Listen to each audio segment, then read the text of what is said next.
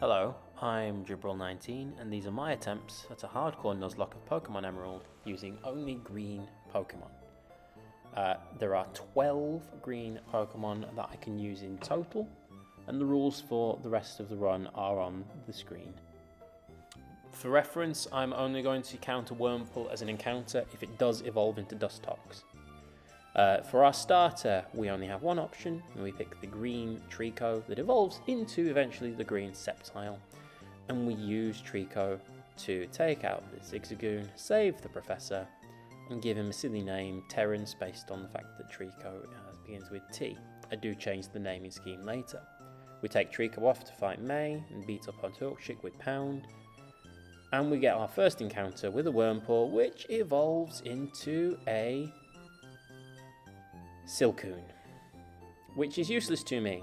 It takes 12 encounters to eventually get a Cascoon that evolves into Dustox. Oh well, at least I can knock out a Shroomish. That's great. Roxanne is the easiest gym leader here. You just keep clicking absorb until everything goes down. Winning is our first badge. But this battle with May is actually quite difficult. I only have things weak to fire, and her Torchic now knows Ember. The low side is simple enough, going down in a few Poison Stings.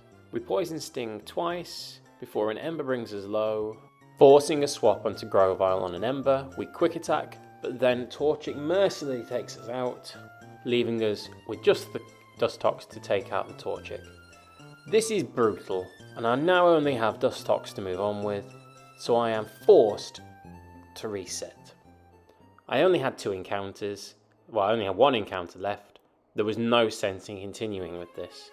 It's a brutality of Nuzlocke, really. Run 2 starts the same, except this time we get a Lotad, and we also manage to catch the Shroomish in the forest, and we take on May again, once again Poison Stinging down the Lotad, once again bringing in Torchic. We Poison Sting once, getting the poison, but then Torchic brutally takes out our Dustox with a critical hit Ember.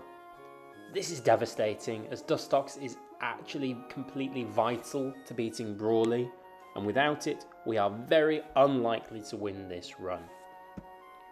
We bring in Lombre to finish off the Torchic with a few Swifts. This brings us on to Brawly, who without Dustox, frankly, isn't going to happen. But we try anyway. Lombre takes down the Machop, no problem. And then Meditite cannot hit Lombre for any damage because its only move is Focus Punch. We use up all of Brawly's potions here, and we make sure that Lombre is at full health before we go into the Makuhita, using Astonish for super effective damage. But even when we take out the Meditite, Makuhita coming in, realistically I need to hope for 19 flinches in a row, which doesn't happen. We play it out. I use Nature Power to do a little bit more damage. Vital Throw brings us very low. We absorb to get back a little bit of health, but again, the Makuhita is just too healthy. And when the Citrus Berry procs, that's it, it's game over, and we reset. The third attempt goes spectacularly. But the fourth attempt goes far better. And we get all the way back to Brawly with our Dustox intact, and that just makes this a very, very simple battle. Dustox just comes in, confusions, constantly takes up the Machop, no problem. It's only doing neutral damage to the Meditite rather than super effective, so it takes a little bit longer. However, because the Meditite can only hit us for resisted damage, with the double resisted damage, with the Focus Punch, which we'll never hit with anyway, we have plenty of time here. It sets up Reflect and Light Screen. The Light Screen is more annoying than the Reflect, but it's worth it because by using Poison Sting and slowly whittling away at his health, we get Brawly to use up both of his Hyper Potions on the Meditite, which means that beating the Makuhita will be that bit easier. After a while, the Meditite goes down, and this brings back in the Makuhita, but it can do very little to us. All of its moves are double resisted. I have hardened a few times to boost up my defense. So we just keep clicking Confusion, A reversal critical hit is a bit scary, but even with that, the Mako Heater can do so little damage with Vital Throw, 3 HP, that 2 more confusions takes the win. This then gets us our new encounter, Electrike. Not a moment too soon, as he is immediately needed to beat this Wingull with a single spark. In comes Lombre, we spark the Lombre, getting a lucky paralysis. We go and take the KO with the spark. We stay in to risk a Ember, Thunder Wave, the Combustion, and then dip out of there. Sadly, on the switch, Combustion gets the burn against Lombre, which means we have to risk Dustox to a critical Ember, but Dustox pulls through, allowing us to defeat our rival May. This win allows us to pick up our next encounter, an Oddish, which will later evolve into Blossom, which is green. But on to Watson. We lead Moss into Voltorb, use Protect because we expect a self-destruct, but instead we just get shockwaved. We poison Sting, hoping for a poison. We don't get it. Not punished without the paralysis, and we keep going until we get another poison. This will allow us to get the Voltorb low enough so that Watson uses up some of his super potions, which happens there. We use Moonlight to keep ourselves healthy in case of self-destruction, and we continue using Psybeams in the hope of a confusion whilst the Voltorb continues to shockwave us. Critical hit is a little irritating. We Psybeam, bringing it down to half health, then it self-destructs, leaving us with just 5 HP. This means that we have to bring in Electrike to mirror their Electrike, and we get a lucky static paralysis on the switch in. A few howls and a few quick attacks brings their Electrike to the ground, also taking the last super potion, baiting in Magneton. We bring in Breloom on a shockwave, Mach Punch to bring it down into the yellow. We get hit with a Thunder Wave, but a held Cherry Berry cures our paralysis. It's a shame it gets used here, as we could have used it for the Manectric. But another Mach Punch takes out the Magneton, bringing in his last Pokemon, the Manectric. Manectric goes for a Howl, hoping to use some quick attacks later on, and we get a lucky Leech Seed hit to gain back a little bit of HP. We then hit a Mega Drain, which was silly because Mega Drain does no damage because Breloom is not very specially weighted, before we eventually use a Mach Punch to bring it down into the yellow. We hit another Mach Punch, get hit with Static, which isn't great. Watson heals, allowing us to get another Mach Punch off. We then hit through paralysis, finally taking the KO with yet another Mach Punch. This brings us to Flannery. Now you'd think Flannery would be easy with the water type, but Lombre's Gen 3 learn set is atrocious, and the only water TM is Water Pulse, found after Juan, and Surf is not found until after Norman. So I'm left with only one option. We pick up the Meteorite to make sure we get Return to teach it to Breloom, who's going to be sweeping. We set up with a double team to try and eat up all of this Nummel's Overheat PP. We get 2 of them straight off the bat without Moss getting hit, and we keep hitting double team, raising our evasiveness up to 6 times. After 2, the Nummel for some reason starts to use Magnitude and starts essentially using random moves. We get down to 4 overheats used, and I inexplicably use Psybeam, which crits, knocking out the Nummel and bringing in Slugma, which is much scarier. I use Protect on a turn of Sunny Day, which means that the overheat, when it hits, is going to take out poor Moss. The first one misses, we Protect, we get the second one, but now I can't Protect, so I try, we get a miss, we're down to 3. Can Moss survive one more? But no. We get hit with the overheat, it takes us out, and now Moss falls. We bring in Breloom to try to bait that last PP of overheat in the sun, but Slugma goes for Smog. I double team here, hoping that Slugma will use the last PP of overheat, but it doesn't. I go for a Thunder Wave for some paralysis shenanigans, and then I bring in Breloom to start the bulk ups. I need to get to 4 before I can use return, because when I'm at 4 bulk ups, I will be able to hit return on Torkoal to one-shot it. We get poisoned on the 4th bulk up, but by that point it doesn't matter, because a return will now one-shot Flannery's remaining Slugma, Camerupt, and finally her extremely scary Torkoal. Netting us our 4th badge and opening up 3 new encounters in the desert courtesy of the Go Goggles given us to by May. We get a Trapinch, which evolves into Flygon, a Lileep, and a Cacnea. One's from Mirage Tower, one from the desert, and one from Rustboro City. Lileep I can't use until it's a Credilli, and similarly I can't use Trapinch until it's a Vibrava or Flygon.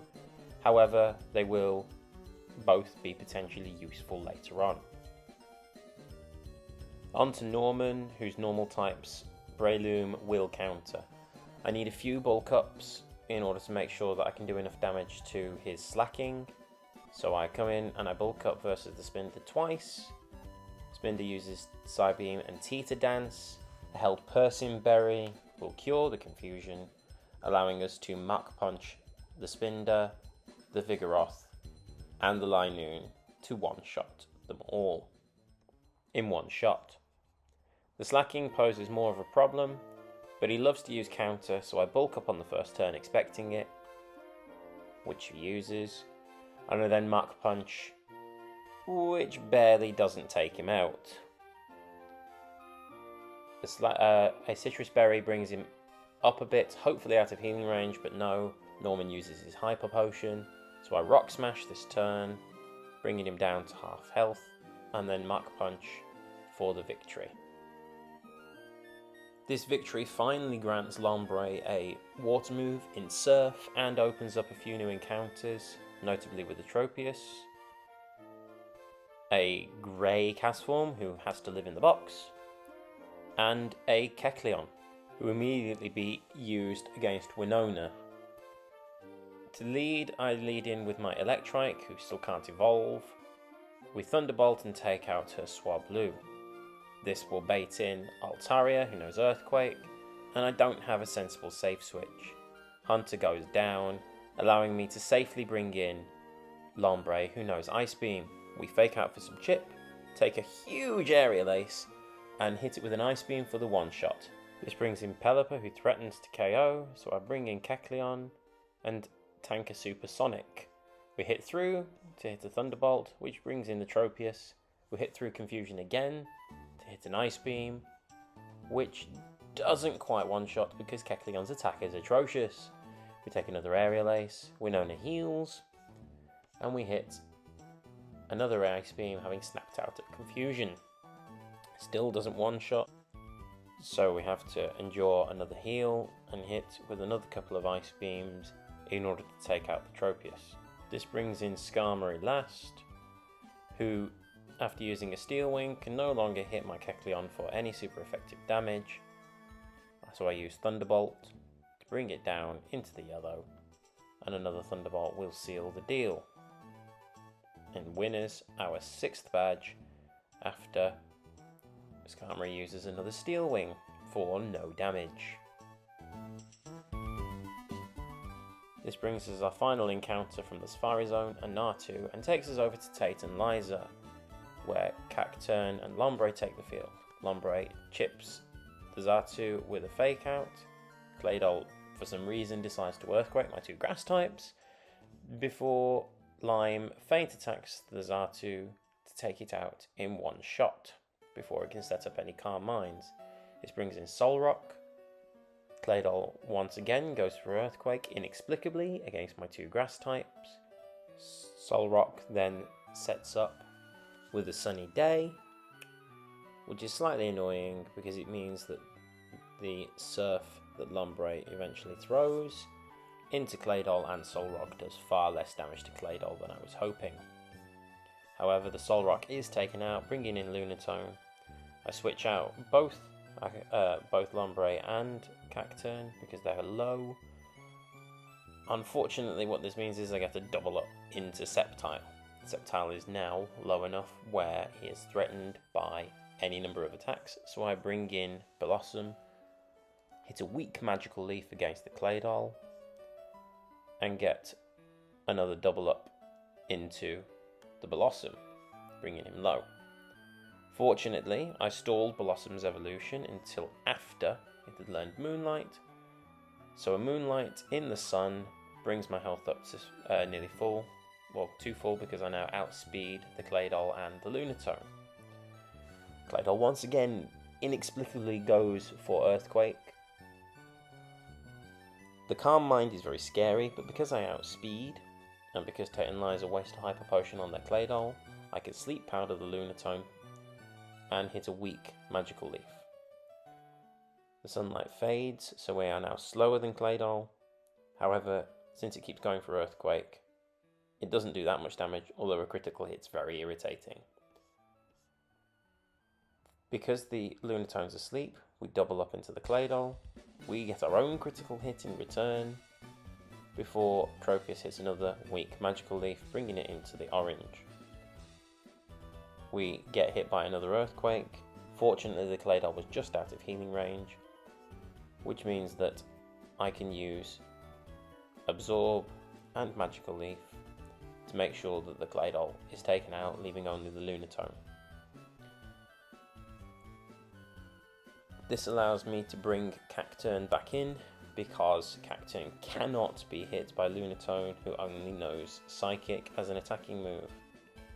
We hit Lunatone with a Magical Leaf when we bring in Cacturn. Unfortunately, he wakes up, nails a critical hit Psychic into Fern, nearly taking it out, before a Needle Arm brings him into the yellow. We hit a Magical Leaf and a Needle Arm, bringing him very low, but not quite taking him out, forcing a swap into Kecleon. But we're now absolutely fine, as a Needle Arm, followed by a Feint Attack plus Needle Arm combination, will take out the Lunatone, despite his best attempts to stall us out with light screens, thanks to a critical hit from Olive the Kecleon. This now brings us to the Great Space Noodle in the sky to come and break up Kyogre and Gyarados fighting before letting us battle Juan. This is Xatu's debut. He was supposed to set up with a few Calm Minds against Luvdisc, who doesn't really threaten with damage. A Sweet Kiss confuses us, but a Held Person Berry snaps us out of that, and I go for a second Calm Mind, expecting another Sweet Kiss, but gambling on breaking through Confusion. Now, all of this setup is actually necessary because Juan has an extremely scary Kingdra hiding in the back, and I need 4 Calm Minds in order to make sure I can take it out. And a track from the Luvdisc is going to make this even more difficult than it already was with the Confusion, as I hit myself in Confusion for the second time. Luvdisc then starts hitting some extremely weak Water Pulses, as I hit myself in Confusion for a third time. Another Water Pulse comes through, I snap out of Confusion, but now I get immobilized by Love, whilst Luvdisc hits a Water Pulse, which confuses. This mess goes on for too long, and I eventually have to switch out into Cacturn, who growths twice, in order to make sure that we can take out the Celio in one shot, which we do, breaking through Confusion. But this then brings in the Kingdra, who threatens with Ice Beam and who I do not outspeed. I bring in Kecleon, substitute, whilst Kingdra sets up a couple of double teams. I hit a lucky Ice Beam whilst Kingdra sets up a third double team, and I have to start using Feint Attack to ensure I hit the damn thing. Kingdra then hits me with the Water Pulse, breaking the substitute, and meaning that Olive is now in danger. I bring in Ludicolo on a double resisted Water Pulse, and fake out for a flinch, but Kingdra then rests. I dive for some reason, and Kingdra hits a 4th double team, before I miss an Ice Beam and Kingdra hits me with one. I hit a second Ice Beam, which brings Kingdra down to about half health, but an Ice Beam from Kingdra brings me low as I miss another one. Kingdra hits a fifth double team, and I have to hope. I swap to Sceptile as Kingdra goes for a fifth double team, but then starts going for rest. So I think it's out of Ice Beam PP, which means that I just need to keep spamming out Leaf Blades until the critical hit eventually takes it out. This brings in Wishcash, who goes down to one Leaf Blade, followed swiftly by Crawdaunt, netting us the 8th badge and taking us to the Pokemon League and the Elite Four. My team of 6 is Breloom, Sceptile, Ludicolo, Cacturne, Xatu and Flygon, all brought to level 55 to match Drake's Salamence. First up is Sydney, who we lead Breloom into Mightyena, gets off an Intimidate, but Breloom doesn't care as we hit 5 consecutive 95% accurate Sky Uppercuts to one-shot everything. Next is Phoebe, whose Ghost types we will lead Cacturne into. Dusclops always goes Protect first turn, so we Growth once before we Feint Attack 5 times to one-shot everything for the win. This brings us to Glacier, so Breloom once again comes out and has to hit 5 Sky Uppercuts. We miss the first one, so heart in mouth, we pray that Celio uses Hail. And it does. This means that Breloom gets another chance to hit it with a Sky Uppercut, and this time it does not miss. Breloom then proceeds to hit everything else with a Sky Uppercut apiece for the one shot, netting us the win against Glacier and bringing us on to Drake.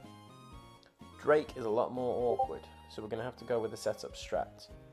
We start by Calm Minding into the first Protect, followed by a second Calm Mind, whilst the Shelgon just goes for a Rock Tomb. Our held White Herb will cure the speed drop. I decide not to risk another speed drop here and go for a Psychic, but unfortunately Shelgon does Protect. However, a Psychic the next turn will take it out in one shot. This brings in Flygon next. I stay in to hit a Psychic in the hope that it will take it out, and it crits, which is fantastic. This brings in Salamence, so we stay in and once again throw another Psychic. The Intimidate cutting our attack does nothing as we're a special attacker, and we get another critical hit, taking the Salamence out in one shot. Versus the Altaria, we once again hit a Psychic, which doesn't crit, leaving it on a sliver and allowing it to Dragon Dance. It's a little bit scary. However, Drake uses a full restore here, and because I will still live any one move that doesn't crit, we risk it, go for another Psychic. Now we use Calm Mind on his second turn of healing. This will allow us to one-shot, but the Double Edge comes in, doesn't take us out, and the Psychic will now take out the Altaria. We are now 3 times boosted, so we'll be able to one-shot the Kingdra, defeating Drake and bringing us on to the champion fight. Due to all the ice coverage, this is quite a scary fight. The Blizzard that Wailord, for example, throws out first misses, allowing us to hit a strong Needle Arm. We then throw a Growth out, and we dodge another Blizzard by using a Rain Dance and hit it with a Needle Arm, which will take it out in one shot. Milotic's in next, and this has Ice Beam, which will hit very hard, but Cacturne can take one hit, hits a strong Needle Arm, and proc the Citrus Berry from the Milotic. Cacturne now goes down to a second Ice Beam from the Milotic, having served his purpose very well. We bring in Sceptile to outpace and take out the Milotic with a Leaf Blade. This baits in Tentacruel next, so we swap to Jade on a Toxic. Jade hits a very strong Psychic into the Tentacruel, bringing it into the yellow. Tentacruel then hits a nasty Ice Beam that nearly takes us out, but Jade lives, taking out the Tentacruel with a second Psychic before succumbing to poison damage as the Ludicolo comes in. You have redeemed yourself, Jade. We bring in Breloom to Sky Uppercut the Ludicolo, bringing it very, very low, allowing it to set up a double team. A full restore is then brought out, allowing us to hit it with a strong return for more than half damage, so we hit it with another return, taking out the Ludicolo. This brings in Wishcash next, and we once again stay in, hit a bulk up because Wishcash has very little to threaten us. Hitting a weak Surf, bringing our Breloom down to about 3/4 of HP. We now hit a very strong return into the Wishcash, bringing it very low, whilst it sets up an Amnesia. Whilst Wallace full restores, we once again use Bulk Up, bringing our attack to 2 stages buffed, and allowing us now to take the one shot with a Sky Uppercut. This brings in Gyarados last. He gets off an Intimidate, which is annoying for us, while he sets up a Dragon Dance. We now hit it with a strong return for more than 50% HP, allowing Gyarados to use a full restore before we hit it with another return, bringing it very, very low. Gyarados can't really do much damage to Breloom and hits a weak Surf for a critical hit, but still not taking us out, allowing us to hit it with one last return, taking the win and winning the run. I hope you've enjoyed watching this run. It was quite a challenge for me at times, as it's only my second full Nuzlocke, and the lack of coverage moves, particularly water moves early on, was a big struggle. Anyway, thank you so much for watching, and I hope you've enjoyed the video. Maybe see you next time.